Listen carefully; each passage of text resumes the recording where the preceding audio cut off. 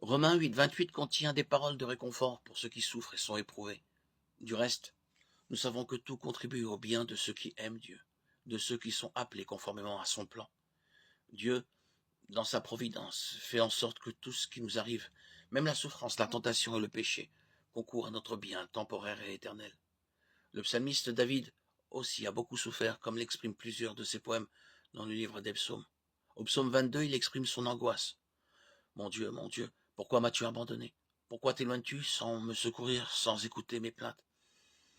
Mon Dieu, je crie le jour et tu ne réponds pas, la nuit, et je ne trouve pas de repos.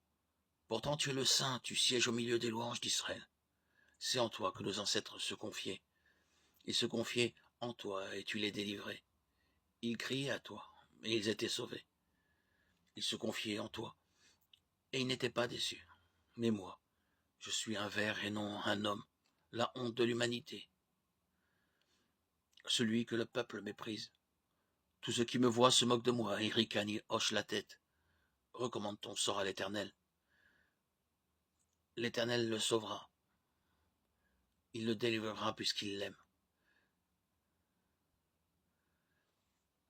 David ne comprenait toujours pas pourquoi Dieu, le Saint, assis sur son trône au milieu des louanges d'Israël, n'intervenait pas pour mettre fin à sa souffrance et à sa douleur. Dieu vit au ciel où tout est bon, où il n'y a ni larmes, ni crainte, ni faim, ni haine.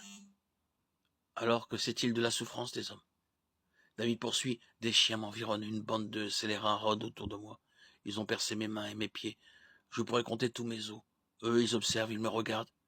Ils se partagent mes vêtements, ils tirent au sort mon habit. Dieu lui a-t-il jamais répondu? Oui. Plusieurs siècles après, David a obtenu sa réponse. Quand un de ses descendants appelé Jésus a été mis à mort sur le mont du Calvaire. Sur la croix, il a subi la souffrance et la honte de son ancêtre. Ses mains et ses pieds ont été percés, ses vêtements partagés par ses ennemis. On l'a regardé en se moquant de lui. Il a même répété les premières paroles de ce psaume. Mon Dieu, pourquoi m'as-tu abandonné? S'identifiant ainsi à la souffrance de David.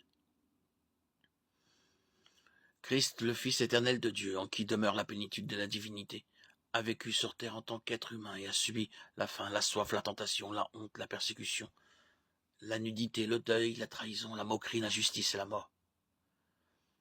Il est donc en position de remplir l'aspiration de Job.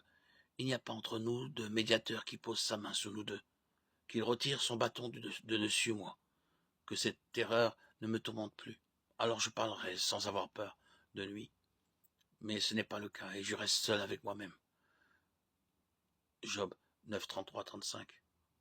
Le théisme chrétien est en fait la seule vision du monde dans laquelle le mal et la souffrance ont un sens.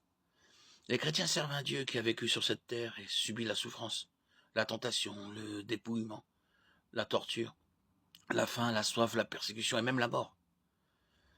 La croix de Christ peut être considérée comme la manifestation ultime de la justice de Dieu.